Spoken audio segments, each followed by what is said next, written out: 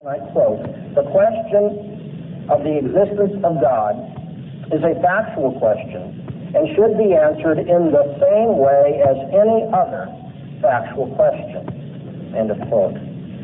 The assumption that all existence claims are questions about matters of fact, the assumption that these are all answered in the very same way is not merely oversimplified and misleading. It is simply mistaken.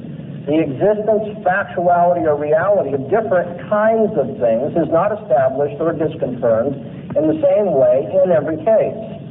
We might ask, is there a box of crackers in the pantry? What's he saying? The way that, so he's talking about facts, right? So what you often see is that atheists will say that, well, I believe in God if you could prove it, if there was evidence. But you can't prove God's existence because you can't see it, you can't take a, pH balance to test the pH on or put it under a microscope. Therefore, it's not a fact. Is Bahnsen's going to point out, is there a mistake there? Do you look for, aren't there different types of facts, and do you look for all facts in the same way? So let's hear what he has to say.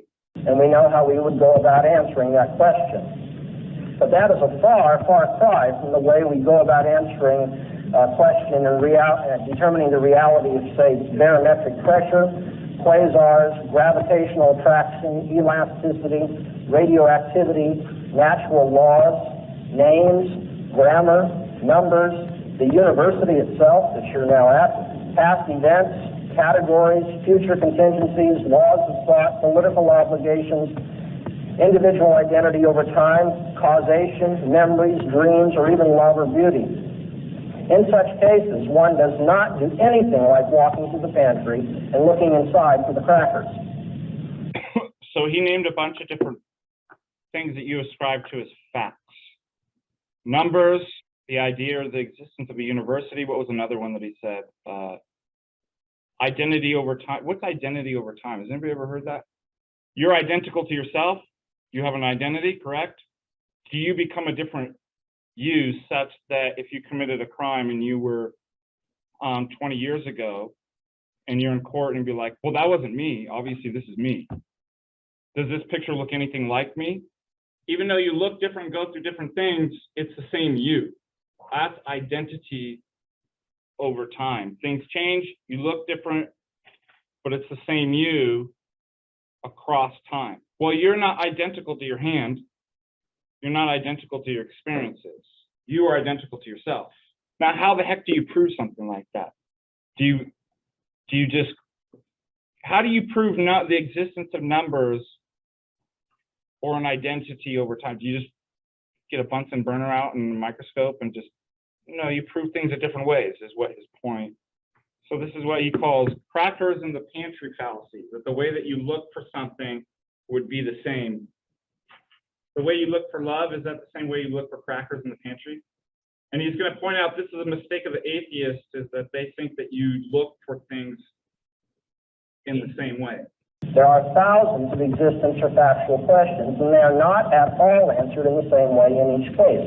Just think of the differences in argumentation and types of evidence used by biologists, grammarians, physicists, mathematicians, lawyers, logicians, mechanics, merchants, and artists.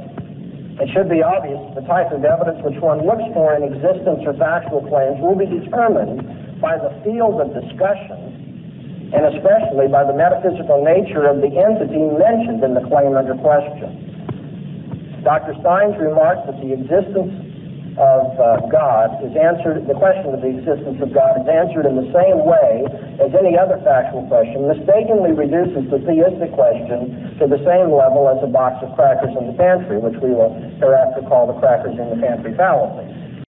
Does evidence look the same? Something might actually be evidence, but does it look the same to somebody? This is the myth of pretended neutrality, that we can just, hey, just look at the facts. We'll just all look at the facts together. As if our pre-commitments don't color the way that we look at stuff. How many people have met pessimists? How many people have experienced somebody that's severely depressed? Let's say somebody's suffering from a bout of depression or somebody's a pessimist, you're like, look at all the good things in life, right? And you like, look at this beautiful snow on the mountains around Clancy. Somebody's like, it's not beautiful, I hate it, right? Like it's, they see it differently. Why? Because they've already, like, or think about this. If I'm somebody that's kind of pessimistic, that's like, I don't trust anybody and I think everybody's bad.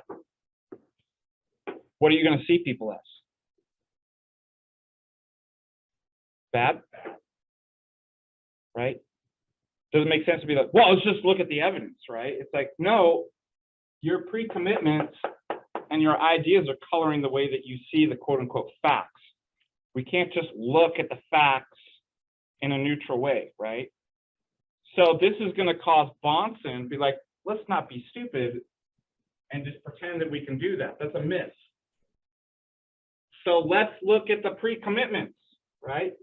Can't just go to the facts as if they're neutral. We need to see, is it good to think everybody's bad? And is it good to have that level of pessimism in life?